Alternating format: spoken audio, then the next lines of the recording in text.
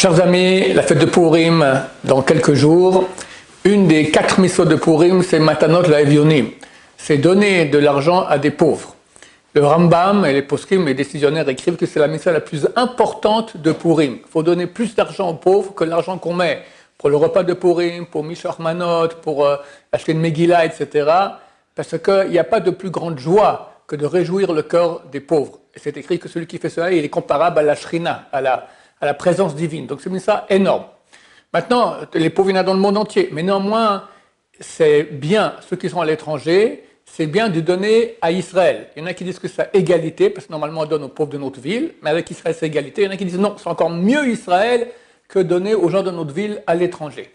Donc on vous propose de nous envoyer l'argent dès maintenant, vous pouvez déjà. Le mieux c'est quand même le jour de Purim, 14 pour ceux qui fêtent le 14, 15 ici en Israël pour ceux qui fêtent le 15, et nous on distribuera aux pauvres le 14 pour les gens du 14 et le 15 pour les gens du 15. Ok, combien on donne maintenant pour les matanot la'evionim, les cadeaux pour les pauvres? Les pauvres, c'est pluriel, il faut donner à 2 personnes. Quoi? Du point de vue de la loi stricte, on peut donner 1 centime d'euro, enfin un peu plus, on va dire 10 centimes d'euros, ça suffit à chacun, 20 centimes d'euros en tout. Mais c'est pas kavod. De plus, Maïmonide écrit que le plus d'argent qu'on doit dépenser à Purim, c'est pas pour le repas de Purim, on dépense beaucoup d'argent pour ça. C'est pas pour les Mishloach Manot, les mets qu'on envoie de personnes à d'autres, là aussi ça coûte beaucoup d'argent. Le plus, c'est pour les pauvres. Parce qu'il n'y a pas de joie plus grande dans le ciel que réjouir les pauvres, et celui qui fait cela ressemble à la Shrina, à la présence divine. Donc il faut donner au moins le même prix qu'on donne pour le repas de Purim ou qu'on donne pour les mets qu'on envoie, les matanot, les Mishloach Manot. Donc, 2 fois 10 centimes d'euros, c'est insuffisant.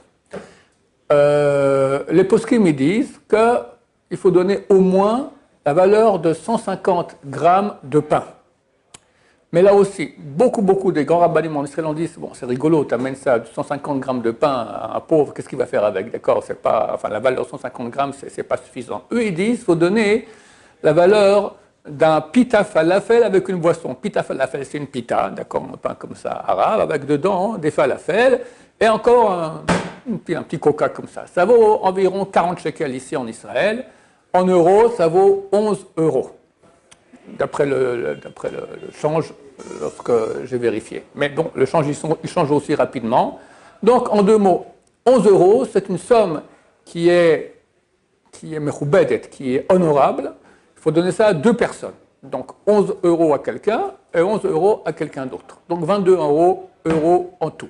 Si quelqu'un ne peut vraiment pas autant, alors qu'il donne moins. Mais, comme je dis, c'est quand même la mitzvah qui nous amène le plus de lumière pendant la fête de Purim, à faire comme il se doit.